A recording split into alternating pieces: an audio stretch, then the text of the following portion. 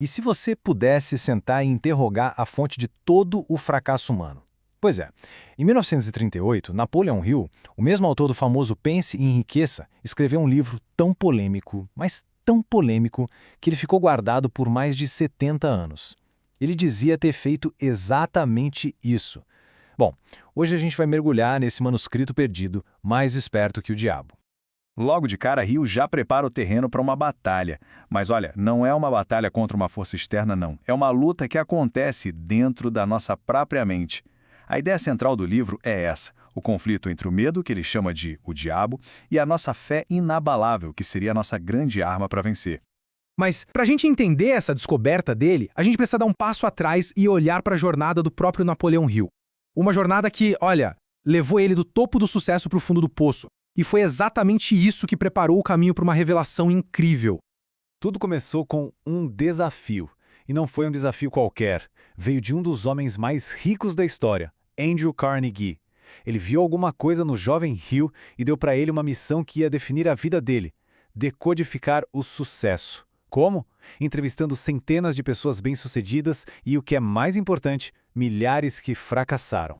A grande ironia é que, apesar de ter tido vários momentos de sucesso, a vida do Hill era uma verdadeira montanha-russa de projetos abandonados e crises financeiras. Parece que ele tinha um padrão. Ele começava algo, fazia dar certo, e quando estava no auge, ele simplesmente largava tudo, e isso levou ele a um ponto de ruptura total.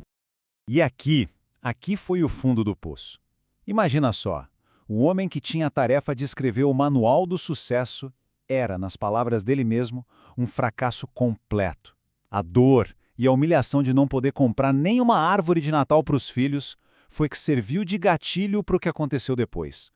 E agora a gente vai para a virada de jogo na vida do Hill. Foi justamente nesse momento de desespero total que ele foi forçado a encontrar uma força interior nova e poderosa. Algo que mudou absolutamente tudo.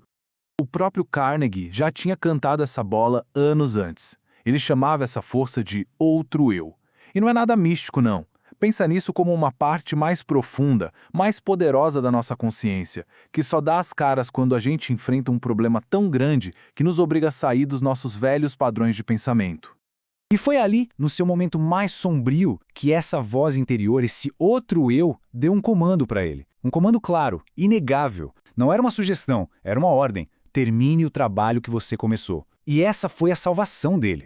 E essa redescoberta do seu propósito o levou a escrever esse livro de uma forma, bem, digamos totalmente única. Ele estruturou tudo como se fosse uma entrevista direta com a própria fonte de todo o fracasso humano. Olha, é super importante entender que o diabo aqui é uma metáfora, tá? Hill usa essa figura para representar todas aquelas forças psicológicas negativas, sabe? Medo, dúvida, procrastinação, tudo aquilo que mora na nossa mente sabota o nosso potencial. E a primeira confissão desse diabo é de assustar. Ele afirma que controla a mente de 98 em cada 100 pessoas. Uma estatística que, na hora, faz a gente se perguntar: tá, mas como ele faz isso?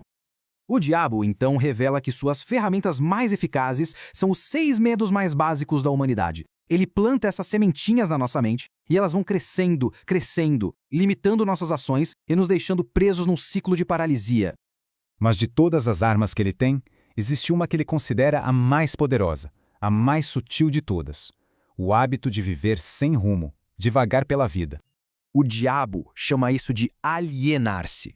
Sabe o que é isso? É tipo um estado de preguiça mental, onde a pessoa abre mão do seu poder de pensar por si mesma. Em vez de ter um objetivo claro, a pessoa alienada simplesmente vai boiando na vida, sabe? Reagindo ao que acontece em vez de criar as próprias circunstâncias. E o contraste é gritante. De um lado, você tem o alienado, que, segundo o livro, representa 98% das pessoas vivendo sem propósito, sem confiança, à mercê da vida. Do outro lado, o não alienado, os 2%, que tem um propósito definido, controle sobre a própria mente e, por consequência, sobre a própria vida. A diferença é gigantesca. Ok, então a pergunta mais importante é: como alguém sai desses 98% e se junta aos 2%? Como é que se quebra esse hábito de se alienar? Acredite se quiser, mas a resposta mais curta e poderosa vem do próprio diabo. Acorde e dê. O que isso quer dizer? Acordar é tomar consciência de que você está nesse estado de alienação. E dar é começar a oferecer um serviço útil a ter um propósito que vá além de si mesmo. O livro, então, detalha um plano de ação bem claro. Tudo começa com a definição de um propósito. Depois, exige que a gente desenvolva o pensamento crítico. Pede para a gente olhar para a diversidade não como um fim, mas como uma lição. E no fundo, tudo se resume a assumir o controle consciente da nossa mente. No fim das contas, a grande sacada do livro é esta. Não se trata de lutar contra a escuridão, mas de acender a luz. A liberdade não vem de brigar com o medo, mas de substituí-lo pela fé, por meio de um propósito claro e do controle consciente dos nossos próprios pensamentos. Isso tudo nos deixa com uma pergunta para reflexão. Olhando para a própria vida, qual seria o primeiro passo, o menor hábito que poderia ser mudado agora mesmo para começar a pegar as rédeas da situação e sair desse piloto automático?